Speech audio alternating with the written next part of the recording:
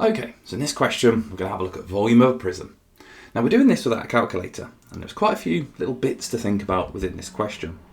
It says the diagram shows a prism. The cross-section of the prism is a right-angled triangle. This is our cross-section just here. The base of the triangle has a length of 5, which we can see on the diagram. The prism has a length of 25, which we can also see on the diagram. And it says the prism has a volume of 750 centimetre cubed. And it wants us to work out the height of the prism. So we have a volume of 750, and it wants us to work out the height. Let's call it x. So when we are looking at a prism, in order to get the area of the cross-section, well, the volume is the cross-section times the length, or the area of the cross-section times the length. So the area of that triangle multiplied by the length, which is 25, gives us the answer 750. So let's just put the cross-section times 25 equals 750.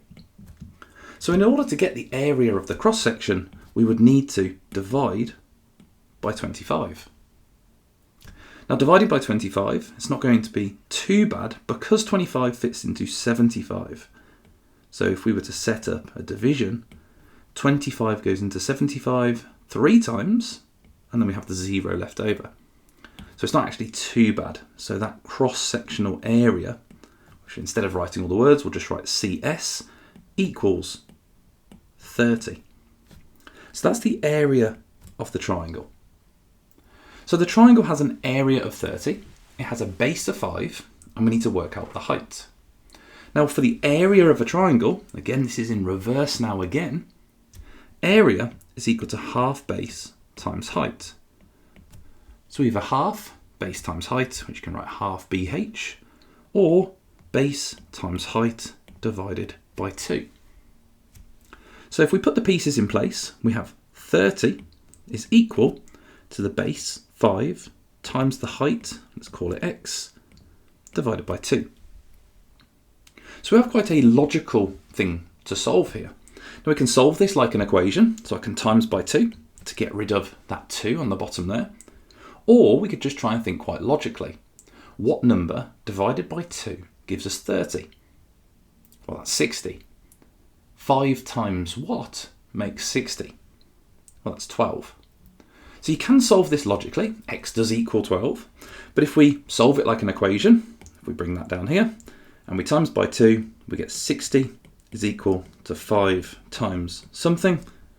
And then we can divide by 5, and we get 12 is equal to x, or x is equal to 12. So my final answer would be 12 centimetres, and that is the height of the triangle there on our cross section. So there we go, we had reverse volume, so you've got to know when you are given the volume to divide by that distance the cross section passes through the shape, and we had reverse area of a triangle. There we go, some bus stop division there with that 750 divided by 25. Hopefully wouldn't throw you though, because 25 does fit nicely into 750. So just an example there, not to be put off by divisions that don't look like they're going to be nice, particularly on these non-calculator questions when actually they turn out not to be too bad. So there we go, there was some volume of a prism. If you want all 9 questions like this in one place, then grab my REVISE9 revision grids completely free. Click the link in the description, create your free account and unlock them inside Upgrade or TGMT4T. Simply head to the REVISE9 tab, select Higher or Crossover and download them instantly.